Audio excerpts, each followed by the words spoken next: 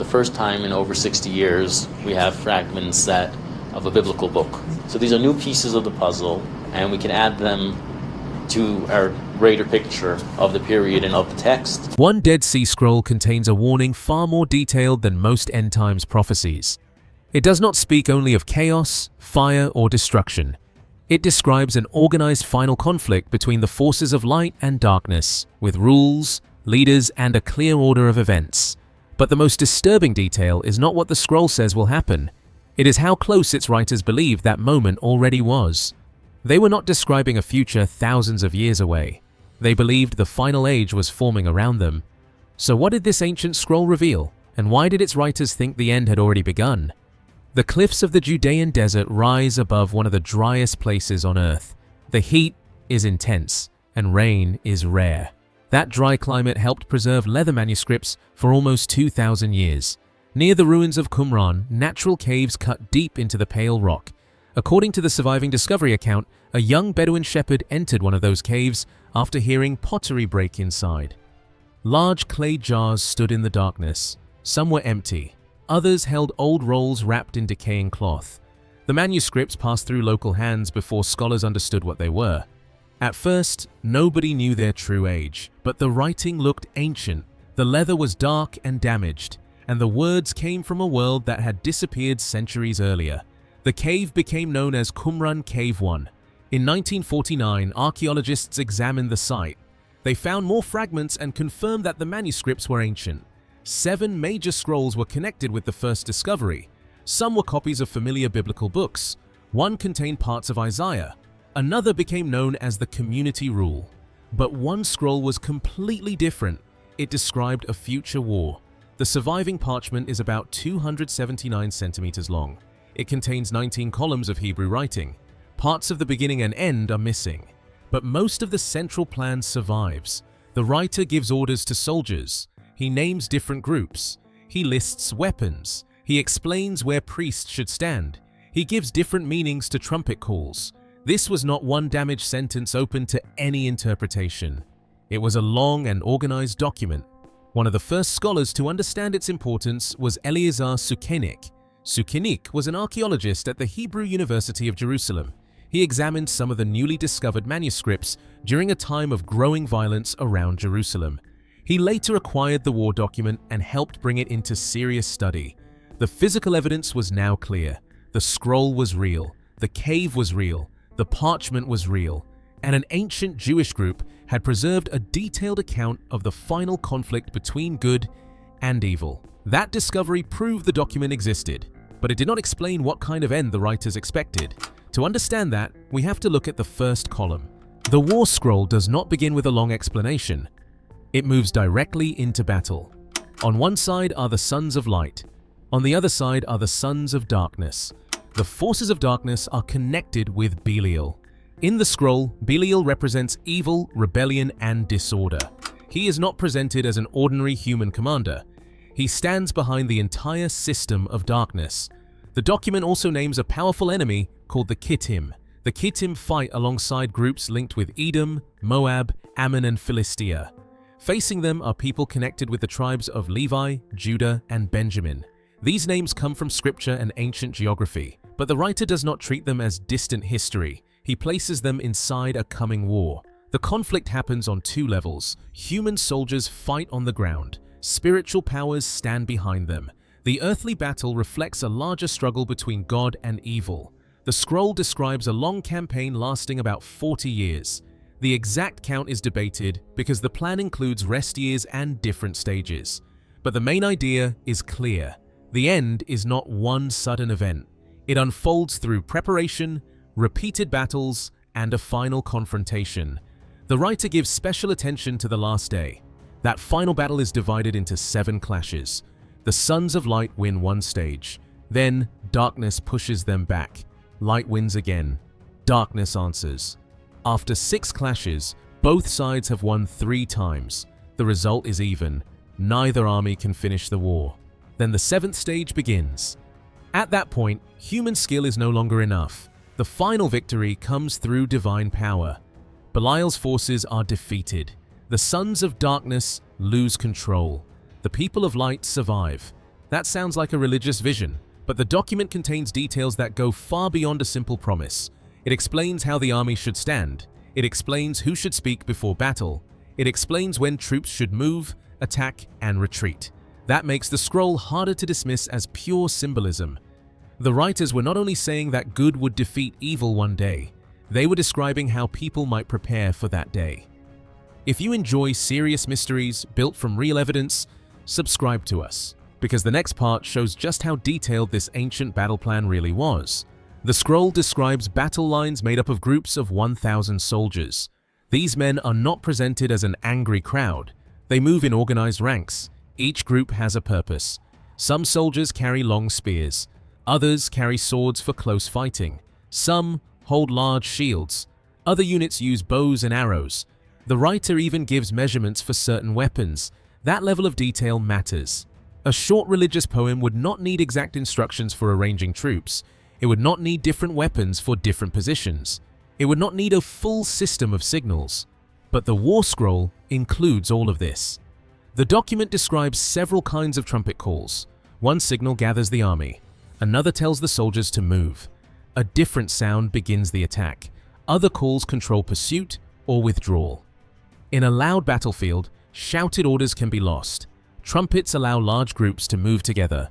The scroll also gives a major role to priests and Levites. They do not remain far behind the fighting. They stand close to the army.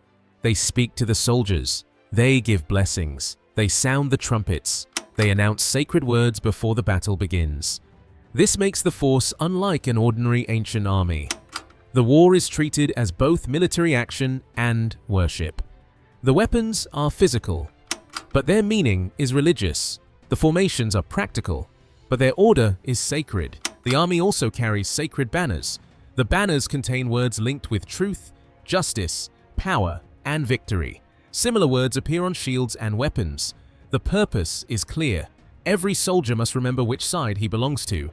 The army is not fighting only for land. It believes it is standing inside the final division of history.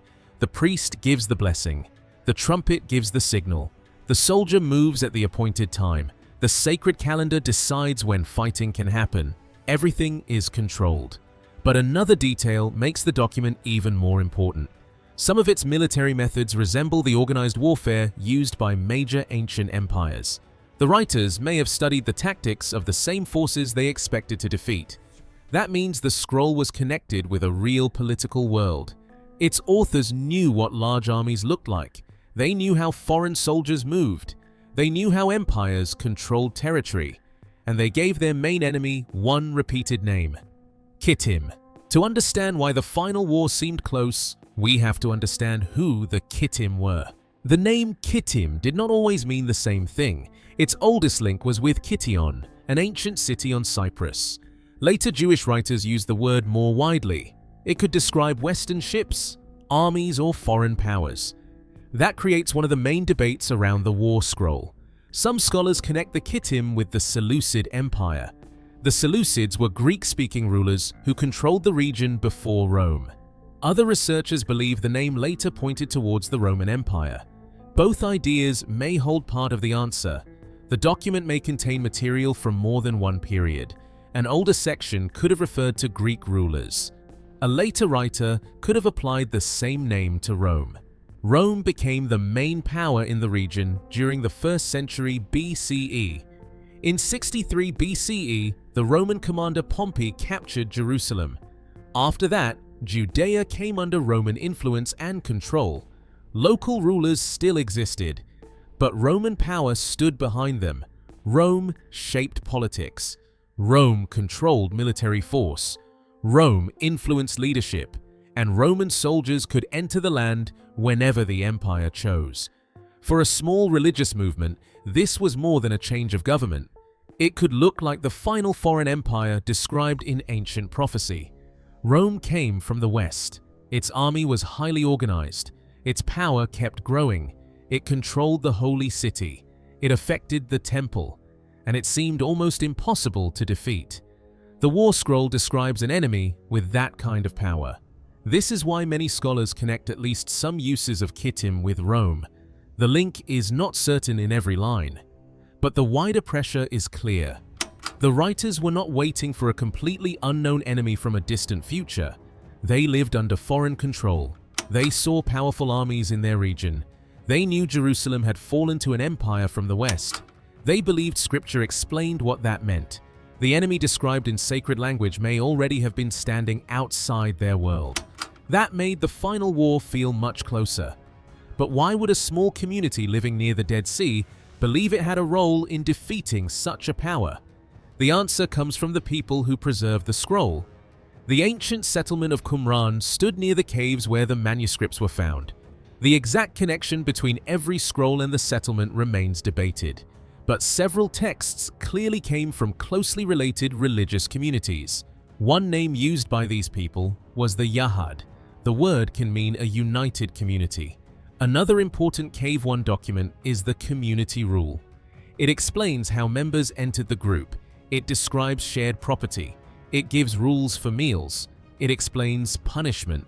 It places members in ranks. It gives authority to priests and senior leaders. Daily life was controlled with unusual care. Members followed strict rules of ritual purity. Food, meetings, and worship had a fixed order. Rank mattered. Obedience mattered. The correct calendar mattered. The group followed a 364-day calendar. This was different from the calendar used by other Jewish leaders. That difference was not small. The calendar decided when holy days began. It decided when festivals should be held. It shaped the correct order of worship. If the wrong calendar was being used in Jerusalem, then holy days could be taking place at the wrong time. The community also appears to have believed that the religious system connected with the temple in Jerusalem had become corrupt. Its members saw themselves as the people protecting the true covenant. That belief created a strong division. They were the people of light. Others had chosen darkness. This division shaped daily life before it became part of the final war. The war scroll expands that same conflict across the world. The small religious group becomes the army of light. The priests who guide worship become leaders in battle. The sacred calendar controls the timing of war. The people waiting in the desert returned to Jerusalem after the final victory. The scroll gave meaning to their isolation. They were not hiding because they had failed. They believed they were preparing. They were not forgotten. They believed they had been chosen. They were not losing history. They believed history was moving towards them. That is why the war scroll mattered. It told them foreign rule would end. It told them corrupt leadership would fall. It told them the temple would be restored. And it gave them a place in that future. There is no clear proof that the community ever formed the full army described in the document. There is no surviving record of the complete plan being used. But the scroll still shows how seriously the group viewed its role. The next question is when this version of the document was copied. That answer comes from the writing itself.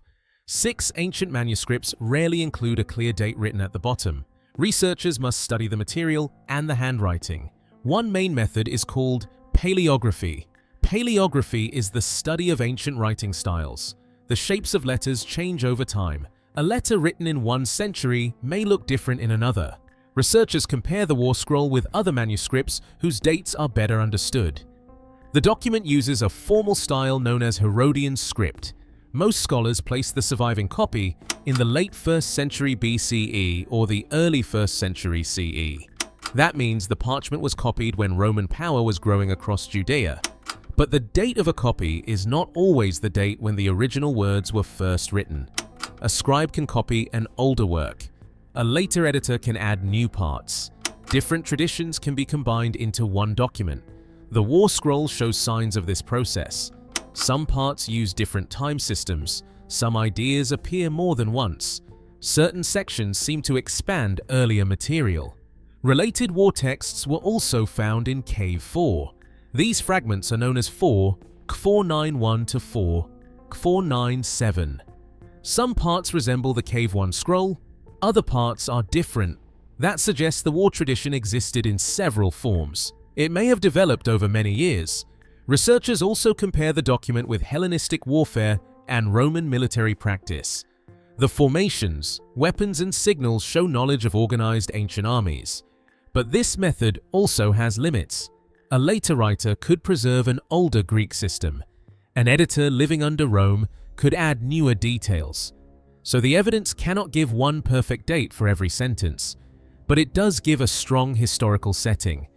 The surviving copy belongs to the period when Judea faced powerful foreign empires.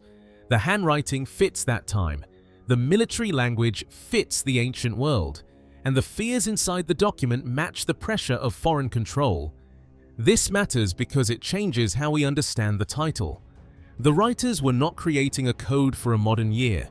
They were reading their own world as the beginning of the end. And the clearest proof comes from the way they arrange time.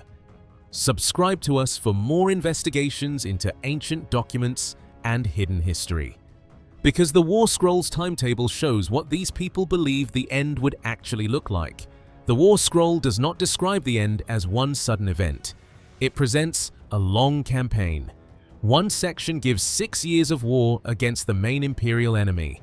Another part gives 33 years of further conflict.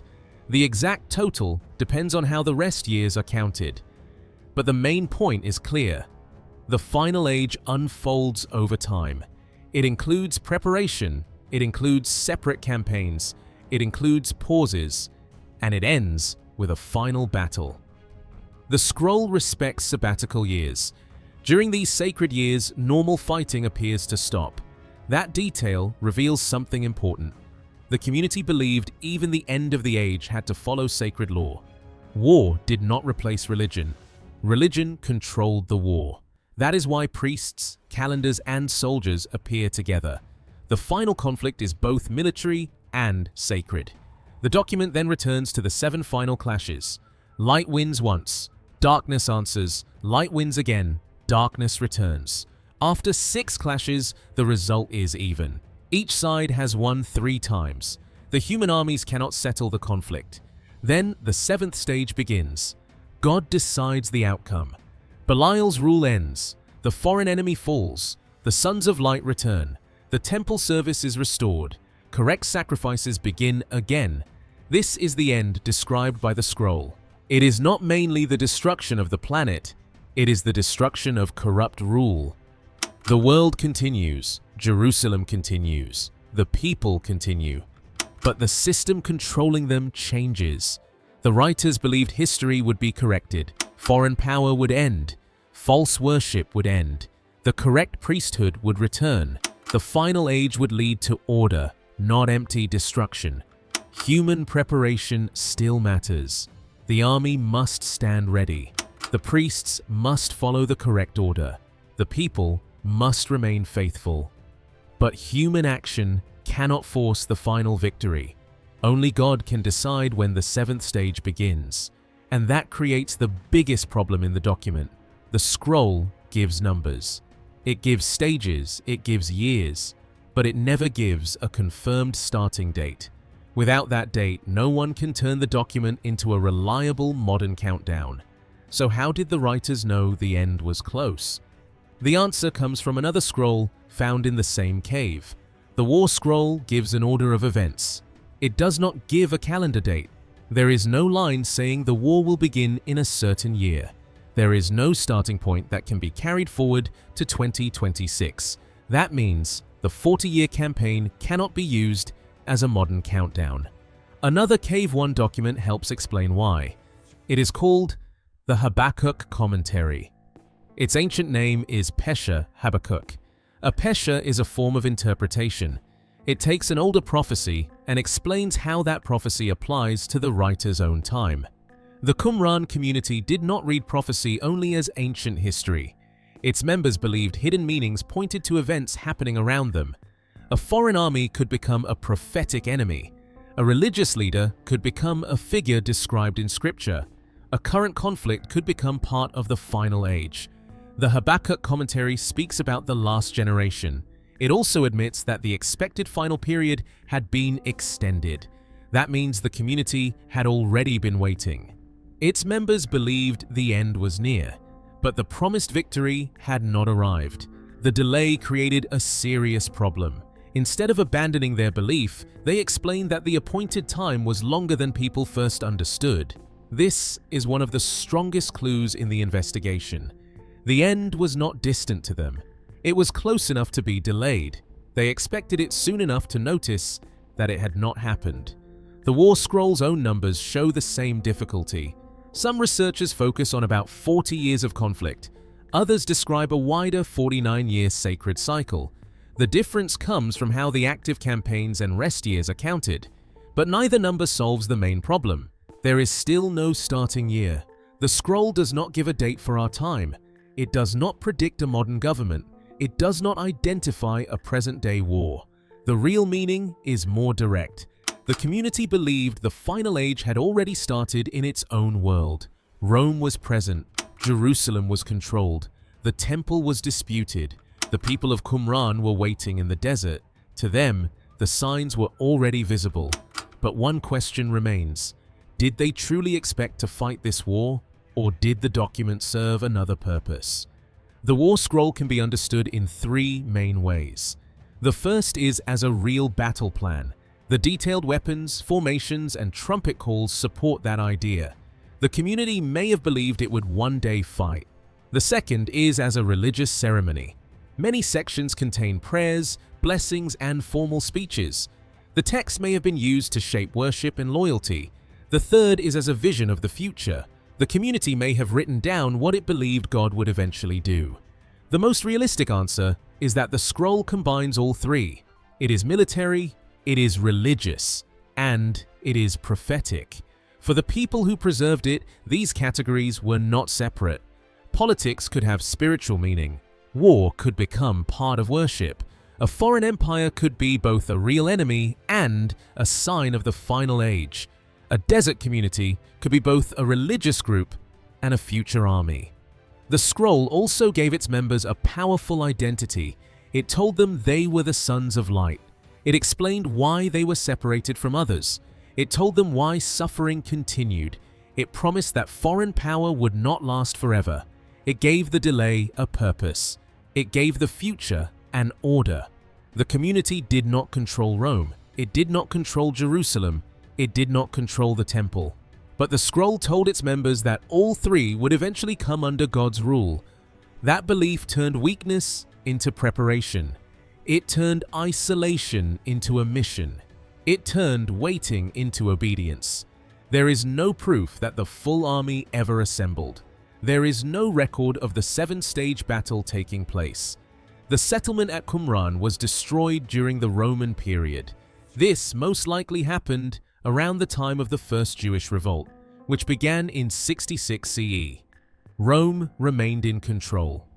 The expected final victory did not happen in the form described, but the manuscript survived. And because it survived, we can still see how close its keepers believed the end had become. That brings us to the final answer. What does the scroll really reveal about the end times? And why can its message still feel uncomfortably close? The War Scroll is a real ancient document. It contains 19 surviving columns. It describes the sons of light. It describes the sons of darkness. It names the Kittim. It gives orders for priests and soldiers. It lists weapons. It explains formations. It describes sacred banners. It gives different trumpet signals. It outlines a long campaign. And it ends with 7 final clashes. After 6 stages, both sides have won 3 times. In the 7th, God defeats Belial. Foreign rule ends. Jerusalem is restored. Correct temple worship returns. That is the end-time vision preserved in the scroll. But the document does not give a date for today. It does not name the modern world. It does not give a code for our century. The timing clue comes from the people who preserved it. They believed ancient prophecy was being fulfilled around them. They saw foreign occupation. They saw religious conflict. They saw Jerusalem under outside control. They saw themselves as the faithful group waiting in the wilderness. When the end did not arrive, they said the final period had been extended. They did not move the end thousands of years into the future. They believed they were already living inside its opening stage. That is why it was sooner than we thought. It was sooner to them. The scroll was not written as a countdown for people living 2,000 years later. It was written by people who believed history was already reaching its final conflict. That may be the most important part of the document. People do not need an exact date to believe the end has begun. They only need to see every enemy as part of prophecy. They only need to divide the world into light and darkness. They only need to believe that compromise is betrayal. The War Scroll shows how far that belief can go. It can shape daily life. It can shape worship. It can shape leadership. It can shape time. It can even shape an army. But the scroll leaves one final question open. Was it a plan its writers truly expected to use? Was it a sacred vision meant to give them hope? Or were they waiting for a final signal that never came? The document tells us what the soldiers would carry. It tells us where the priests would stand. It tells us how the battle would unfold. It even tells us how the final victory would happen. But it never tells us how close the community came to acting on it. And that is why the War Scroll still matters. It does not reveal the date of the end. It reveals what people can become when they believe the end has already started. Subscribe to us for more mysteries hidden inside real history.